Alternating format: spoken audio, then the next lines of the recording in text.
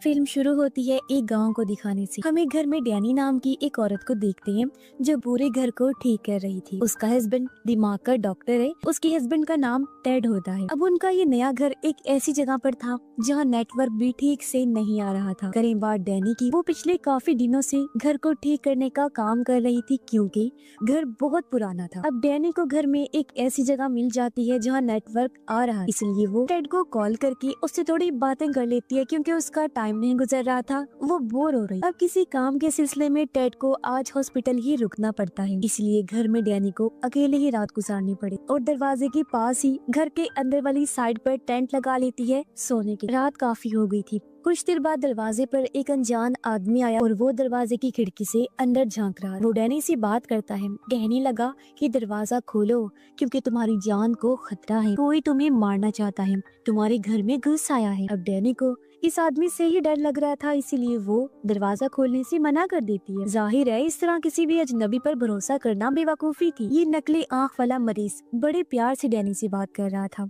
उसका लहजा और तासुरात देखकर भी यही लग रहा था कि उसे डैनी की परवाह है और वो सच में उसकी मदद करना चाहता है। वो फिर डैनी को कहता है, ठीक है, अगर तुम्हें मुझ पर भरोसा नहीं तो कोई बात नहीं, तुम पुलिस को कॉल कर दो क्योंकि तुम्हारी जान को सच में खतरा है, मेरी बात को समझो। अब उसकी बातें सुनकर डैनी दरवाजे के पास है। उसने दरवाजा खोला या नहीं ये तो हमें दिखाया नहीं गया, मगर इसके साथ हमें दूसरा सीन दिखाया जाता है जहाँ हमने देखा कि कोई चीज बुरी तरह उस नकली आंख वाली मरीज को मार देती है। फिर पता चला कि डैनी की भी मौत हो गई, उसका भी किसी ने बेरहमी से कत्ल कर दिया है, यानी जैसा उसने कहा था वैसा ही हो गया। और अब हम कुछ महीने के बाद का टाइम देखते हैं जहाँ डैनी का हस्बैंड टेड एक दुकान पर आता है जहाँ पुरानी कीमती चीजें मिला करती थी। ये दुकान असल में डैनी की जुड़वा बहन डार्सी की थी। डार्सी बचपन से देख नहीं सकती थी, यानी कि वो अंधी थी। साथ ही उसके पास कुछ साइकिक पावर्स भी हैं, यानी दिमाग की अनोखी ताकतों की मालिक थी वो। जैसे बहुत अजीबोगरीब चीजें महसूस कर सकती थी और देख सकती थी, जिनमें भूत आत्माएं जादू टोना भी हो सकते हैं। डार्सी को अपनी बहन डैनी की मौत का बहुत दुख था। अब टेड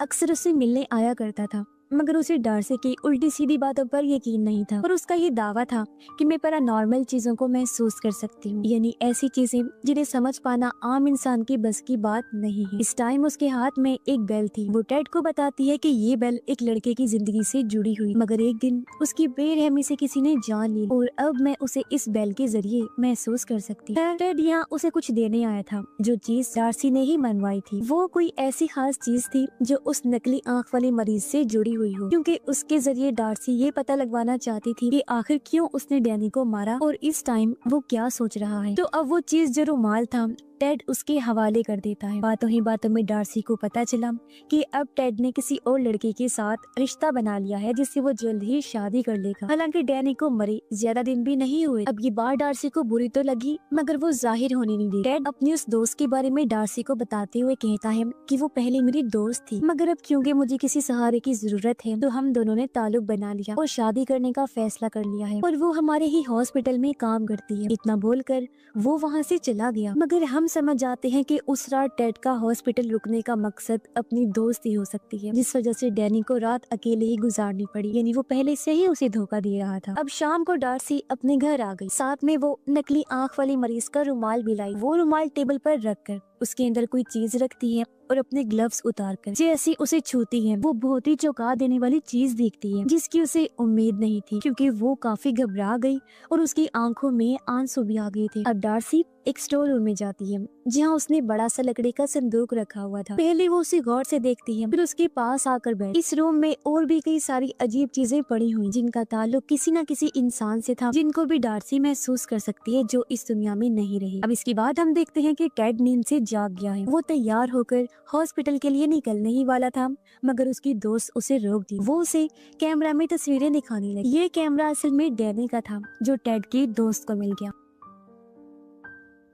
अब कैमरा की सेटिंग इस तरह से की गई थी कि वो खुद ब खुद तस्वीरें बना सकता था। इसी तरह एक अचानक से खिंच गई तस्वीर वो टेड को दिखाती है जिसमें डैनी की परछाई थी। हालांकि उसे मरे हुए तो काफी दिन हो गई थी, पर ये बात टेड टाल देते हैं, लेकिन उसकी दोस्त को अजीब लगता है। खैर अब टेड रात को ड्यूटी करता है, यानी उसकी दोस्त को भी इस घर में अकेले ही रुकना पड़ेगा। मगर उसे डर लग रहा था क्योंकि ये वही घर था जहाँ डैनी की मौत हुई। टेड उसे कहता है बस कुछ दिन की बात है, फिर मेरी ड्यूटी का टाइम बदल जाएगा, तुम्हें तब तक मैनेज करना पड़ेगा। इस पर उसकी दोस्त कहती है कि नहीं, जब तक तुम्हारी रात की ड्यूटी है मैं अपने ही घर में रह लेती हूँ, जब तुम्हारी ड्यूटी बदल जाएगी मैं वापिस आ जाऊँ। तब टेड उसकी बात मान जाता है। उसकी दोस्त को आज ही निकलना था और इससे पहले कि टेड अपने काम पर जाता, वो बताती है कि कल रात डार्सी ने अजीब सा तोहफा भेजा है और ये वही लकड़ी का संदूक था, जिसे देखकर दोनों को ही काफी हैरत हुई। इससे भी ज्यादा हैरान वो तब रह गई जब इन्हें पता चलता है कि डार्सी बाहर ही खड़ी हुई है, इसलिए दोनों उसे घर के अंदर ले आते हैं। अब उसे किसी ने आने की दावत भी नहीं दी थी, वो खुद ही आ गई थी। वो यहाँ 2 दिन के लिए रहने आई थी और इस बात में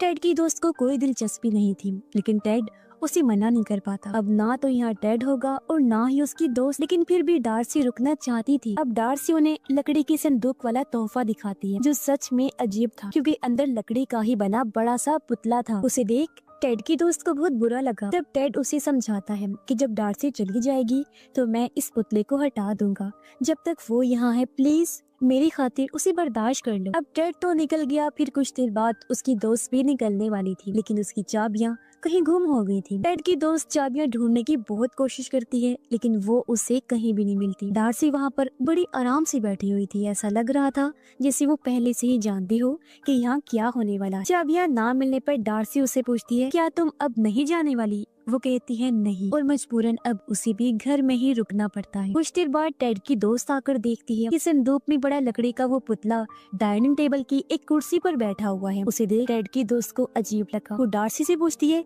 क्या इसे तुमने बाहर निकाला? तो वो बड़ा ही अजीब जवाब देती है कि नहीं। तो फिर ये कैसे बाहर आया? अब इस बात को उसने सोचा भी, लेकिन फिर नजरअंदाज करके वो डार्सी के लिए खाना लाती है और इनके बीच कुछ बातें होती हैं। टेड की दोस्त उससे उसके काम के बारे में पूछती है। जब उसने बताया तो दिल ही दिल में वो डार्सी पर हंसती है। उसका मानना था कि डार्सी किसी चुड़ैल की तरह भूत आत्माओं जादू टोने पर यकीन रखती है। डार्सी उससे पूछती है अच्छा तुम्हें इस घर में कैसा लगता है? टेड की दोस्त ने जवाब दिया कि खास अच्छा नहीं लगा, जैसा आपकी बहन के साथ हुआ उससे तुम्हें ज्यादा सहम गई। फिर डार्सी उससे पूछती है अच्छा अगर कोई अनजान आदमी तुम्हें दरवाजा खोलने का कहे तो क्या तुम दरवाजा खोलोगी? इस पर वो कहती है कि नहीं, क्योंकि मैं इतनी बेवकूफ नहीं हूँ। ये सुनकर डार्सी को गुस्सा आ गया। वो कहती है मेरी बहन भी बेवकूफ नहीं थी और उसने भी दरवाजा नहीं खोला, लेकिन वो नकली आँख वाला मरीज नहीं बल्कि कोई और ही है जिसने उसे मारा। ये सुन टेड की दोस्त कहती है कि अगर उस जैसे पागल इंसान ने उसे नहीं मारा तो किसने मारा होगा? डार्सी कहती है एक मेल नर्स जो टेड का दोस्त है और वो उसी हॉस्पिटल में काम करता है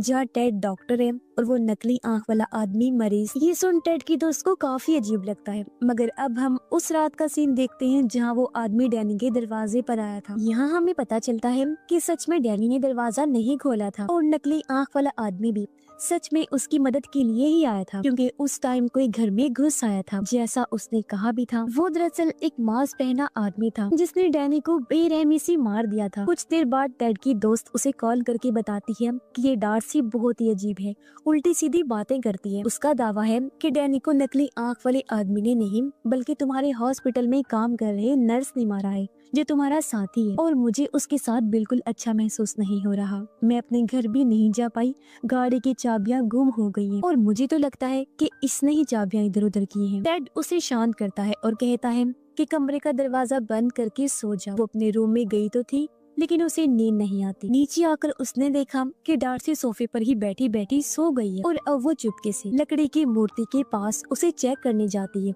ताकि देख सके कि आखिर इसमें क्या राज छुपा है। पुतले के सर में 5 सुराख थे। टेड की दोस्त ने जब चेक किया तो एक में से डैनी और डार्सी की तस्वीर निकली, एक में था दांत और एक में छोटी सी खून की बोतल निकलती है। पर इसी बीच डार्सी की आंख खुल गई और वो गुस्से में कहती है कि सारी चीजें वापस रख दो। टेड की दोस्त वो चीजें वापस पुतले के सर में रख देती है और उसके जाने के बाद अब डार्सी पूरी रात पुतले के सामने ही गुजारती है, लेकिन टेड की दोस्त को डर लग रहा था। अब टाइम गुजारने के लिए वो डैनी के कैमरा में उसकी रिकॉर्ड की हुई वीडियो देखने लगती है, जहाँ डैनी के पीछे उसे एक डरावना चेहरा नजर आया, जिसे देख वो इतना डर गई कि उसके हाथ से कैमरा छूटकर नीचे गिर जाता है। तभी उसने देखा कि रूम के एक कोने में डैनी का भूत है जो उसे डरा देता है। इसी बीच उसे अपनी चाबियां भी मिल जाती हैं और वो गाड़ी लेकर यहाँ से निकल गई। अब हम हॉस्पिटल का सीन देखते हैं, जहाँ सच में टेड और डैनी के कातिल यानी उस नर्स के बीच दोस्ती थी। दोनों आपस में बात कर रही हो। अब घर आने के बाद टेड देखता है कि उसकी दोस्त यहाँ पर नहीं है और टेबल पर डार्सी उदास बैठी हुई है। जब टेड ने अपनी दोस्त के बारे में पूछा तो वो जवाब देती है कि वो तो भाग गई है। मैं चाहती थी कि वो तुम्हारा असली चेहरा देखे कि तुम कितने घटिया इंसान हो, लेकिन मेरी बहन के भूत ने उसे डराया और वो चलती बनी। मैं सच जानती हूँ कि तुम ही वो इंसान हो जिसने मेरी बहन को मरवाया है, क्योंकि तुम्हें अपनी दोस्त से प्यार हो गया था। तुम तो सिर्फ मेरी बहन की दौलत हथियाना चाहते थे, जो उस बेचारी ने पहले ही तुम्हारे नाम कर दी थी। मैं तो ये समझती रही कि किसी पागल इंसान ने उसे मारा है और मैंने उस नकली आंख वाली मरीज से बदला भी ले लिया, मगर वो तो सच में मेरी बहन की मदद ही करना चाहता था और उसके असल हथियारे तो तुम हो। और हाँ, मैं जानती हूँ कि अब तुम किसी को तो यहाँ भेजोगी ताकि वो मुझे मार सके, लेकिन बेहतर ये होगा कि तुम उस कातिल को ही भेजो, यानी कि नर्स को। सारी बातें सुनकर टेड कहता है, आखिर तुम ऐसा सोच भी कैसे सकती हो और ये सारी चीजें तुम्हारे दिमाग में आई कैसे? अगर तुम्हें मुझ पर ही शक है तो चलो उस डिटेक्टिव के पास चलते हैं जो डैनी के केस पर काम कर रहा है। लेकिन डार्सी को फिर भी उस पर यकीन नहीं होता। टेड कहता है, अच्छा ठीक है, ये लो, मैं अपना फोन इधर ही रख रहा हूँ और डिटेक्टिव के पास जा रहा हूँ। मैं उसे कहूँगा कि वो तुम्हें फोन करके बता दे, जो भी कॉल आई तुम उसे उठा लेना। इतना बोलकर वो चला जाता है। और अब हम माजी का वो सीन देखते हैं जहाँ टेड अपने उसी साथी कातिल नर्स के पास बैठा था, डैनी को मारने का प्लान बना रहा था। जी हाँ, डार्सी बिल्कुल सही थी। उसे अपनी दोस्त से प्यार हो गया था और डैनी की प्रॉपर्टी वो हासिल करना चाहता था। उसे बस पैसों से मतलब था। वो डैनी से प्यार व्यार नहीं करता था और उसके कहने पर ही नर्स ने डैनी को मारा, क्योंकि असली साइको तो वो था जिसे लोगों को मारने में मजा आता था। पर सवाल ये उठता है कि इस सब में नकली आंख वाले आदमी का क्या है? तो असल बात ये है कि भले ही वो दिमागी तौर पर ठीक नहीं था, लेकिन दिल से वो भला इंसान ही था। वो कोई कातिल नहीं था। उसने टेड और नर्स की बातें सुन ली थी, इसलिए उस रात वो डैनी को बचाने के मकसद से गया, लेकिन डैनी ने उसकी बात का यकीन नहीं किया और वो मारी गई। और क्योंकि शक उस आदमी पर था, इसलिए उसे डार्सी ने मार डाला। जब भी तो उसने कहा था कि मैंने उस आदमी से बदला लिया। इसके बाद हम देखते हैं कि टेड डार्सी को भी मारने का प्लान बना चुका है। उसने जाते जाते फर्श की एक टाइल निकाल दी ताकि जब वो फोन उठाने आए तो उस जगह से नीचे गिर जाए। उसने नर्स को भी ये काम दे दिया था कि अब तुम्हें डैनी की बहन डार्सी को भी मारना है। वो इस काम के लिए राजी हो गया और खुशी खुशी उसके घर के लिए निकल जाता है। अब टेड हॉस्पिटल के नंबर से घर के नंबर पर कॉल करता है और जैसे ही डार्सी फोन उठाने के लिए आगे बढ़ी, प्लान के मुताबिक वो नीचे गिर जाती है। नर्स जब वहाँ आया तो पहले उसकी नजर लकड़ी के पुतले पर गई और फिर डार्सी पर, जो बुरी तरह जख्मी हो गई थी। उसके सर पर गहरी चोट लगी थी और बहुत ज्यादा खून बहने की वजह से जल्दी उसकी मौत हो जाती है। पर यहाँ एक नया ट्विस्ट आता है। अब जैसा कि हम जानते हैं कि डार्सी को रिचुअल, जादू, इस तरह की चीजों पर पूरा यकीन था, तो उसके मरने से यहाँ एक रस्म पूरी हो गई और उसे पहले से ही अपनी मौत का पता था, तो जानबूझकर उसने खुद को बचाने की कोशिश भी नहीं की। और अब उसके मरते ही लकड़ी का पुतला अचानक से जिंदा हो जाता है। वो नर्स के पीछे पड़ गया और उस पर हमला कर देता है। नर्स अपनी जान बचाकर भागा, लेकिन अचानक वो बेहोश हो गया। उसकी जब आंख खुली तो वो खुद को हॉस्पिटल की बेड पर बंधा हुआ पाता है और टेड उसके सामने खड़ा हुआ था। उसने डार्सी की मौत का इल्जाम नर्स के सर पर ही डाल दिया, जिस पर नर्स उसके सामने गिड़गिड़ाने लगता है कि मैं वादा करता हूँ किसी को कुछ भी नहीं बताऊंगा, तुम बस मुझे छोड़ दो। इस पर टेड कहता है, नहीं, मैं इतनी बड़ी बेवकूफी नहीं कर सकता, क्योंकि अगर मैंने तुम्हें छोड़ दिया तो शक मुझ पर ही आएगा कि मैं आखिर तुम जैसे पागल साइको इंसान को क्यों नहीं पहचान सका। लेकिन अगर मैं तुम्हें ना छोड़ूं तो ऐसे तो मैं बच जाऊंगा, क्योंकि भला कौन ही तुम्हारी बात का यकीन करेगा कि एक लकड़ी की पुतले में जान आ गई और उसने तुम पर हमला किया। तो इससे हमें पता चला कि टेड एक बहुत ही मतलबी और धोखेबाज इंसान है, जो बहुत ही चालाकी से लोगों का इस्तेमाल किया करता था और उसने तकरीबन सभी का इस्तेमाल किया, यहाँ तक कि अपनी बीवी का भी। अब डार्सी नर्स को मार भी सकती थी, लेकिन वो इतनी आसानी से उसे बख्शने वाली नहीं, बल्कि वो उसे तड़पाना चाहती थी, जैसे उसने डैनी को मारा और कई लोगों पर जुल्म करके उन्हें तकलीफ थी। साथ ही जब वो नर्स था तो उसने बहुत लोगों के साथ ज्यादतियां भी की। अब एक मरीज नर्स से अपना बदला लेने आया और वो उसकी उंगली को काट लेता है, जिससे वो बुरी तरह तड़पने लगा। इसके बाद हम देखते हैं कि टेड, जो काफी परेशान लग रहा था, अपने घर आया। वो उसी बेल को देखता है जिसके बारे में डार्सी ने कहानी सुनाई। वो बेल को बचाकर उस लड़के की आत्मा को बुलाने की कोशिश करता है जिसके साथ ये बेल जुड़ी हुई थी, मगर अजीब कुछ भी नहीं हुआ। इससे टेड को लगता है कि शायद सुपरनेचुरल जैसी कोई चीज होती नहीं है और डार्सी बस फ्रॉड करती। साथ ही हमें पता चला कि टेड की दोस्त ने भी उसे छोड़ दिया, यानी इस तरह डार्सी का अपनी बहन की तरफ से बदला पूरा हो गया, क्योंकि टेड की पूरी जिंदगी बर्बाद हो चुकी थी। और तभी हम बहुत चौंका देने वाला सीन देखते हैं। जिस लड़के की बेल थी, तभी उसकी आत्मा टेड के साथ आकर खड़ी हो जाती है, जिसका मतलब कि अब टेड भी बचने वाला नहीं है। और इसी के साथ इस फिल्म की कहानी भी यहीं पर खत्म हो जाती है।